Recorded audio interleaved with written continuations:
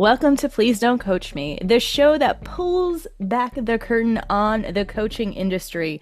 I am your host, LeMunyan.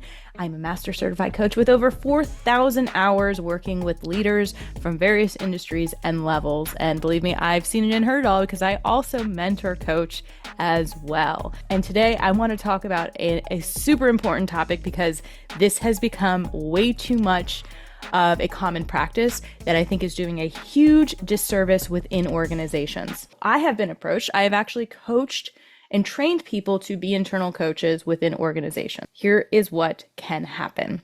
Let's say Joe, leader Joe, manager Joe, gets these amazing skills. He's probably done some practice sessions. He's got some coaching skills. He knows how to scale like nobody's business. And he's like, great, I'm going to go coach my team now. Do not. I don't know how to stress this anymore. Do not coach your team. Why, you might ask?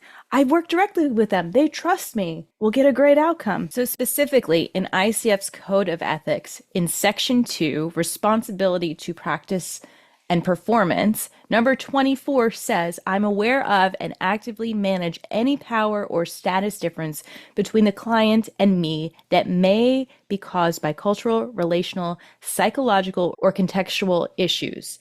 And also, number 28, which I think really punches this home, is I avoid conflicts of interest and disclose any potential conflict, and I offer to withdraw if such conflict arises. There's absolutely a direct conflict of interest between you coaching someone that is your direct report because you are so integral to their job, to their livelihood.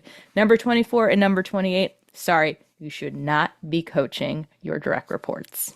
If you are too close to someone, you are going to have all kinds of bias leaking in, and you have created an unsafe power dynamic because let's say Joe is responsible for Betty's performance evaluation.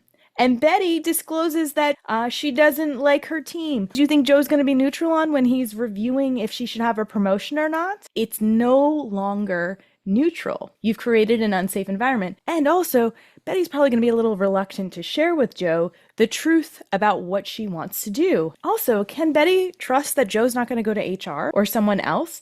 Is he really going to protect that private and sacred space in that coaching dynamic? So what do you do? What do you do with all of these amazing coaching skills? What should Joe do? Well, Joe is free to coach anyone else in the organization as long as there is an agreement about what it is, how information is going to be treated, what privacy looks like. Get it as far away from your immediate work as possible. There absolutely needs to be an agreement on what that looks like, on how information is treated, on how that coaching session is treated. It needs to be approved by HR 100%. And a lot of companies will do this. They will sponsor a coaching certification program internally because they understand that there is a value in having certified coaches on staff. I think that people are now becoming a little bit more aware of like, how safe is this exchange? How much do I trust this? And so there's even more of a case to getting third-party coaches coming in because you can really just protect that information and space. You can absolutely use coaching skills within your leadership. That is totally fine. What you don't want to say is I'm this person's coach. You don't want to have a coaching session with them because it creates a very uncomfortable exchange, or it can really cross lines. It again challenges the dynamic and the power dynamic, and it completely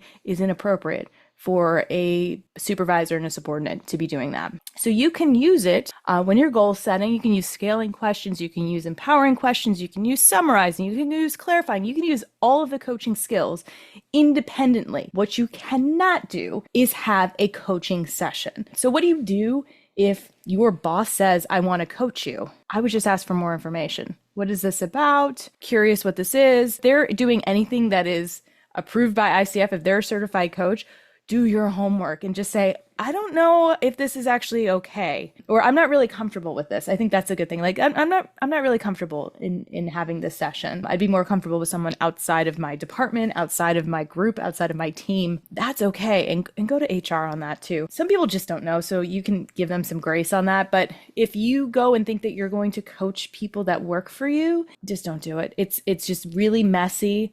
It changes the relationship dynamics. It can create some false senses of security, especially if you're responsible for their career progression or their compensation. It's just a really, really murky area to even dabble in, and really challenges the efficacy of the coaching session. So what are we taking away from today?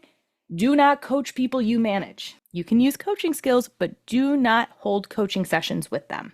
You can coach people outside of your department, outside of your team, as long as there is a clear understanding, a clear agreement about what that looks like and what the expectations are. That's why contracting is so, so, so important. Core competency 3 is so important for everything. So if you have questions, review the Code of Ethics on ICF's website. We're going to put a link to it in the show notes here.